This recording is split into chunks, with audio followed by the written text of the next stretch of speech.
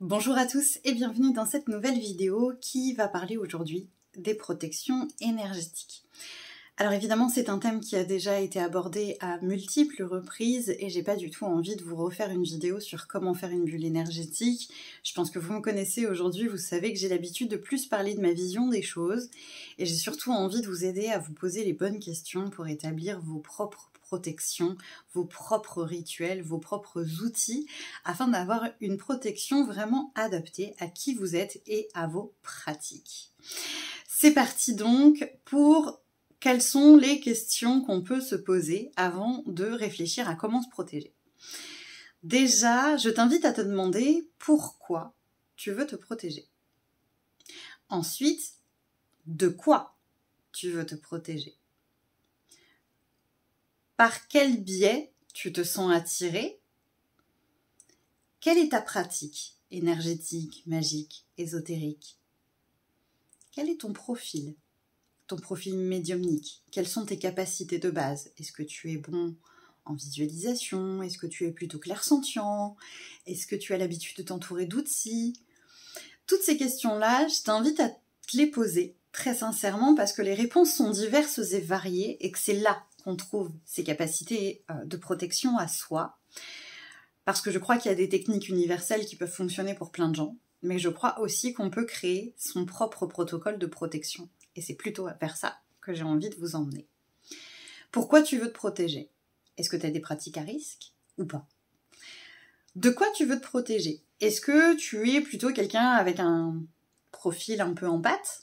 Et du coup, quand tu es dans la foule, c'est compliqué parce que tu te prends des vagues émotionnelles multipliées par le nombre de gens qui sont présents et c'est extrêmement compliqué à gérer. Est-ce que clairement, non, tu veux te couper de tes extrasens, ça t'a fait peur, ça te met mal à l'aise, tu veux carrément bloquer? Ou est-ce que tu fais partie des gens qui ont une petite pratique tranquille et qui veulent pas prendre de risques? Ou est-ce que carrément tu es dans une grosse pratique énergétique et voilà, et tu as vraiment besoin de te protéger? De quoi tu veux te protéger? Des émotions, on en a parlé, des réceptions d'informations non sollicitées. Est-ce que tu veux pouvoir te recentrer sur toi? Est-ce que tu as peur des entités? Est-ce que tu sais qu'il y a des personnes qui font des travaux magiques régulièrement sur ta personne et que du coup tu aimerais bien te protéger? Bref, de quoi tu veux te protéger? Avec quoi? Est-ce que tu veux que tes protections riment avec une énergie d'amour? Est-ce que tu veux que tes protections riment avec une énergie d'ancrage? C'est souvent associé les deux, pas chez tout le monde, c'est-à-dire pas chez moi par exemple. Est-ce que tu veux te protéger avec de la puissance, de la force? Ou au contraire de la compassion? Ça c'est libre à chacun et ça va être hyper impactant sur les outils qu'on va choisir derrière. Quelle est ta pratique? Est-ce que tu as besoin de protection occasionnelle? Est-ce que tu as besoin de protection extrêmement régulière? Quelle dose de protection tu as besoin d'avoir? Et quel est ton profil? C'est super important pour choisir son outil. Je vais passer par l'exemple personnel. Bon, on m'a dit, il faut que tu fasses une bulle. Bon. Je vous annonce que j'ai les capacités de visualisation d'un bulot. Sérieux, c'est une catastrophe. Donc moi, la bulle, j'y arrive pas. Je la vois pas. J'arrive pas à la projeter. Je suis mauvaise dans cet exercice-là. Donc ça ne me convient absolument pas, alors que je sais que c'est quelque chose qui convient à énormément de gens. Donc, connaître ton profil médiumnique, forcément, ça t'aide à comprendre comment tu peux poser tes protections, où tu veux les poser, si tu as des capacités de clairvoyance, est-ce que tu veux visualiser des lunettes? Si tu as des capacités de clairaudience, est-ce que tu veux visualiser un casque? Si tu as des capacités en clair ressenti, est-ce que tu veux visualiser des gants? Ce sont des exemples, mais c'est pour te permettre de t'approprier ta propre pratique. Et donc, à partir de là, on va pouvoir choisir parmi les multiples outils de la protection qui existent, ou en créer. Alors, dans les outils qui existent, il y a bien entendu la prière. On va demander la protection à quelqu'un, à quelque chose, à une divinité en fonction de nos croyances. Il y a bien sûr les outils extérieurs, pierres, talismans, sigils, symboles, bref, une quantité astronomique de possibilités s'offre à toi. Je ne vais absolument pas le critiquer puisque moi-même je crée des symboles de protection personnalisés, canalisés et chargés avec l'énergie qui correspond à la personne. Il y a aussi des outils qui t'impliquent toi, des rituels magiques, des rituels énergétiques. Je pense que la bulle de protection rentre dans cette catégorie-là, mais ce n'est que ma vision des choses. Et puis le pouvoir de l'intention, je suis protégée entièrement, totalement. Moi personnellement, aujourd'hui, je me protège avec ni l'un ni l'autre. J'ai mon protocole qui m'a été soufflé par l'invisible, et encore merci à eux pour ça. Mais ça tient compte de mon fonctionnement énergétique, des symboliques qui m'appartiennent à moi, et c'est vraiment quelque chose qui résonne pleinement à l'intérieur de moi. Et c'est ça, je crois, que on doit rechercher lorsqu'on est à la recherche de nos protocoles de protection, c'est qu'est-ce que je sens qui fonctionne pour moi, selon mon fonctionnement, selon mes habitudes, selon mes pratiques. Quelqu'un qui a l'habitude de juste tirer les cartes de temps en temps pour des copines et qui me dit « allumer une petite bougie pour appeler la lumière me suffit », ça me paraît complètement cohérent. Quelqu'un qui me dit « j'ai l'habitude d'utiliser mes extrasens et du coup je fonctionne qu'au pouvoir de l'intuition, de l'intention », ça me paraît aussi complètement cohérent. Par contre, quelqu'un qui va au charbon avec des charges très très lourdes, avec juste une petite bougie, ça peut être très très bien et tout à fait suffisant, mais peut-être que je pourrais commencer à me poser des questions. Dans tous les cas, ça vous appartient à vous, donc en fait personne ne peut le juger. Très clairement, c'est hyper important, ton protocole de protection t'appartient. Si je peux me permettre de vous donner simplement 2-3 compréhensions qui m'appartiennent complètement, mais qui je pense peuvent servir. La première, c'est que les protections vont avec comment tu vas. Il est impératif de prendre soin de toi si tu veux des protections efficaces.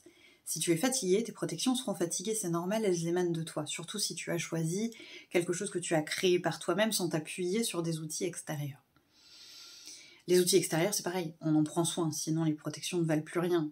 Quelqu'un qui a une pierre qui n'a jamais été rechargée, nettoyée, purifiée, au bout d'un moment, les protections, elles s'affaissent, quoi. Hein. On va pas se mentir, c'est pas Atlas qui porte la planète, quoi. Hein. Il y a besoin de soins, en fait, quel que soit le type de protection que tu t'accordes. Prends soin de ton outil intérieur ou prends soin de toi. Évidemment, pour moi, les notions de protection sont forcément liées aux protections de nettoyage. Si tes énergies ne sont pas propres, nettoyées, alignées, tes protections vont forcément vaciller. Pour moi, c'est une évidence, c'est une logique même. Et c'est pour ça que d'ailleurs, en atelier personnalisé, lorsque vous me demandez de vous aider à apprendre à vous protéger, je vous parle forcément de nettoyage avant de vous parler de protection. Si tu veux des techniques, je te renvoie vers la vidéo qui existe déjà sur notamment la douche énergétique, qui fait partie des pratiques de nettoyage courantes et faciles à réaliser. Enfin, c'est quelque chose qui se construit.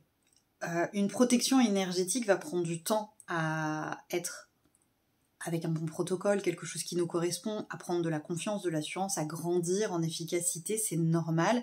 Je fais souvent le parallèle avec si moi demain je me mets au sport, vu l'état de mon ventre, c'est pas dans 15 jours que j'ai des tablettes de chocolat à la place des abdos. Ça va me prendre beaucoup plus de temps que ça. Les protections, c'est pareil. Si au départ ta bulle, elle tient 3 minutes, c'est pas grave, c'est ok, ça va venir avec le temps, avec l'endurance. C'est un travail qui est assez contraignant, qui peut être parfois chronophage en fonction des modes de protection choisis.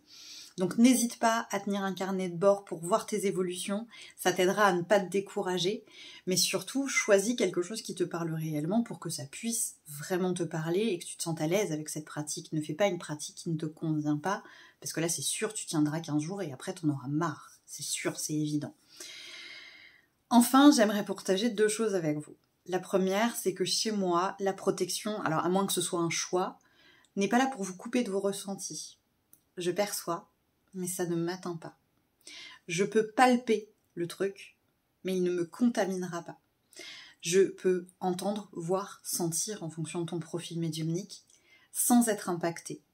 L'image n'est pas belle, mais celle que j'utilise souvent, c'est celle du préservatif. Le préservatif va te protéger des maladies associées sans te priver de ton plaisir, normalement, hein, quand il est correctement utilisé. C'est exactement le même principe pour les protections énergétiques. Je peux percevoir, je peux sentir, je peux savoir, mais sans être atteint. Je ne risque pas de tomber malade, je ne risque pas d'attraper des microbes, je ne risque pas de récupérer des choses qui ne m'appartiennent pas. Donc je perçois, mais ça ne m'atteint pas. Et enfin, je crois très sincèrement que la protection parfaite n'existe pas. Je vous explique. On peut avoir de très très bonnes protections et pour autant être quand même confronté à des choses en termes de charge, etc. Parce que je crois aussi que dans tout ça, il y a l'apprentissage qu'on a prévu d'avoir sur Terre. Et que si on doit être confronté à quelque chose pour notre apprentissage, pour une bonne raison, eh bien on y sera confronté. Donc à partir de là, la protection parfaite pour des humains imparfaits, j'y crois pas vraiment. On vient apprendre et la protection fait partie des apprentissages quand on s'intéresse à l'énergétique.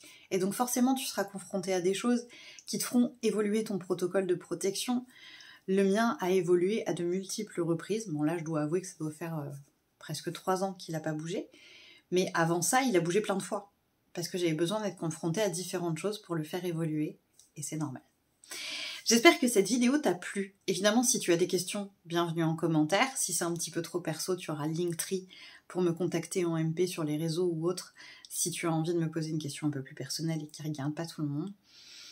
Tu as aussi évidemment la possibilité de me contacter si tu souhaites faire un atelier personnalisé ou obtenir un symbole de protection personnalisé. Ce sera avec joie, bien entendu. Merci à tous d'être là et passez une très belle journée.